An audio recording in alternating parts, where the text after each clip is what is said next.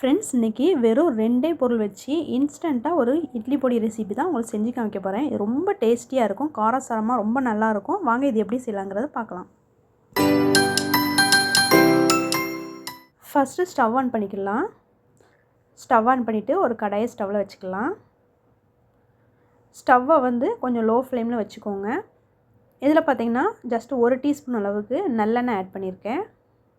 Next பார்த்திங்கன்னா இதில் ஒரு 15லேருந்து 20 மிளகாய் வத்தல் ஆட் பண்ணுறேன். உங்கள் வீட்டில் எவ்வளோ மெம்பர்ஸ் இருக்காங்களோ நீங்கள் அதுக்கேற்ற மாதிரி மிளகாய் வத்தல் ஆட் பண்ணிக்கோங்க.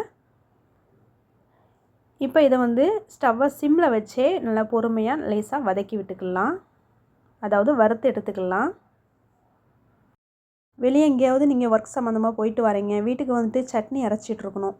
ஸோ பார்த்திங்கன்னா சட்னிக்கு தேங்காய் எடுத்து கட் பண்ணி அரைக்கிறதுக்கு ஈஸியான வேலை தான். இருந்தாலும் பார்த்திங்கன்னா தேங்காய் உடச்சி கட் பண்ணுறதுக்கு அதில் ஒரு 10 நிமிஷம் போகும். இது இன்ஸ்டண்ட்டாக உடனே ஈஸியாக செஞ்சிடலாம்.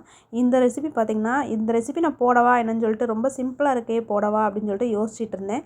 இது பார்த்திங்கன்னா ரெகுலராக எங்கள் வீட்டில் செய்கிறது தான். நான் எங்கேயாவது வெளியே போயிட்டு வந்தேன் அப்படின்னா அவசரத்துக்கு வீட்டில் தோசை மாவு இருக்கும். சப்போஸ் தோசை மாவு இல்லை அப்படின்னா வெளியே கூட நான் ஒரு பாக்கெட் வாங்கிக்கிடுவேன். டக்குன்னு இந்த சட்னி, அதாவது வீட்டில் மிளகாய் வத்தல் இருந்துச்சுன்னா டக்குன்னு இந்த பொடியை நான் ரெடி பண்ணிடுவேன். ரொம்ப ஈஸியாக இருக்கும். அதே சமயத்தில் இந்த பொடி அவ்வளோ வாசனையாக டேஸ்டியாக இருக்கும் சாப்பிடும்போது. நீங்கள் கண்டிப்பாக இது வரைக்கும் நீங்கள் ட்ரை பண்ணலன்னா இன்றைக்கி நைட்டே கூட நீங்கள் ட்ரை பண்ணி பாருங்கள். அவ்வளோ டேஸ்டியாக இருக்கும் ஃப்ரெண்ட்ஸ். இது ரெகுலராக எங்கள் வீட்டில் செய்கிற மாதிரி தான். இந்த மாதிரி மிளகாய் வத்தல் கொஞ்சம் கலர் சேஞ்ச் ஆகி வந்த பிறகு நல்லா ஆற வச்சுருங்க. ஆற வச்சுட்டு ஒரு மிக்ஸி ஜாரில் போட்டு நம்ம அரைச்சி எடுத்துக்கலாம். மிக்ஸி ஜாரில் பார்த்திங்கன்னா ஈரம் இல்லாமல் பார்த்துக்கோங்க. இப்போ மிளகாய் வத்தலை மிக்ஸி ஜாரில் ஆட் பண்ணியாச்சு. இப்போ பார்த்திங்கன்னா ஒரு 5-6 பல் பூண்டு தோல் எடுக்காமல் நான் இதை ஆட் பண்ணியிருக்கேன். பூண்டும் கூட நீங்கள் எவ்வளோ வேணாலும் ஆட் பண்ணிக்கிடலாம். சில பேர் இதில் புளி சேர்ப்பாங்க. நான் புளிலாம் எதுவுமே சேர்க்க மாட்டேன். இதில் தேவையான அளவுக்கு கொஞ்சமாக உப்பு சேர்த்துட்டு இதை அரைச்சிட்டு எடுத்துகிட்டு வந்துடலாம். இது தண்ணிலாம் எதுவுமே சேர்க்கணுன்னு தேவையில்லை. பூண்டு இதுக்கு வறுக்கணும்னு தேவையில்லை. இது பார்த்திங்கன்னா பூண்டு அப்படி ரா ஸ்மெல்லாக இருந்தால் தான் நல்லாயிருக்கும். அந்த மிளகாய் வத்தலோடு இந்த பூண்டும் சேரும்போது அவ்வளோ வாசனையாக இருக்கும். சாப்பிட்றதுக்கு நீங்கள் நல்லெண்ணெய் விட்டு புளிச்ச மாவு தோசையில் வெங்காயம் விட்டு ஊத்தப்பம் மாதிரி செஞ்சு இதை தொட்டு சாப்பிட்டு பாருங்கள். நல்லெண்ணெய் விட்டு அவ்வளோ டேஸ்டியாக இருக்கும். கண்டிப்பாக நீங்கள் ட்ரை பண்ணலாம். நான் ஃப்ரெண்ட்ஸ் இன்றைக்கி கூட ட்ரை பண்ணி பாருங்கள். ரொம்ப ரொம்ப நல்லாயிருக்கும். நான் ரெகுலராக எங்கள் வீட்டில் செய்கிறது தான் உங்களுக்கு செஞ்சு காமிச்சிருக்கேன். இந்த மாதிரி அரைச்சி எடுத்துக்கோங்க. இந்த மாதிரி தான் கொஞ்சம் குறப்பாக இருக்கும். அந்த ஸ்டேஜ் வரைக்கும் நீங்கள் அரைச்சி எடுத்துக்கோங்க. இது ரொம்ப ஃபைனலாக அரைப்படாது. இந்த மாதிரி தான் அரையும். ஸ்டொமக் அப்செட்டாக இருந்தால் மட்டும் இந்த பொடியை நீங்கள் எடுத்துக்கிடாதீங்க. ஏன்னா கொஞ்சம் காரசாரமாக இருக்கும், அதனால தான் சொல்கிறேன். வயிறு சம்மந்தமாக பிரச்சனை உள்ளவங்களும் இந்த பொடியை எடுத்துக்கிடாதீங்க. உங்களுக்கு நீங்கள் நல்ல காரம் சாப்பிடுவீங்க அப்படின்னா கண்டிப்பாக இந்த பொடியை நீங்கள் ட்ரை பண்ணி பாருங்கள். வெறும் 2 பொருள் வச்சு இன்ஸ்டண்ட்டாக ரொம்ப ஈஸியாக குயிக்காக செஞ்சிடலாம். என்னோடய பிள்ளைங்க பார்த்திங்கன்னா இந்த பொடியை ரொம்ப ரொம்ப விரும்பி சாப்பிடுவாங்க.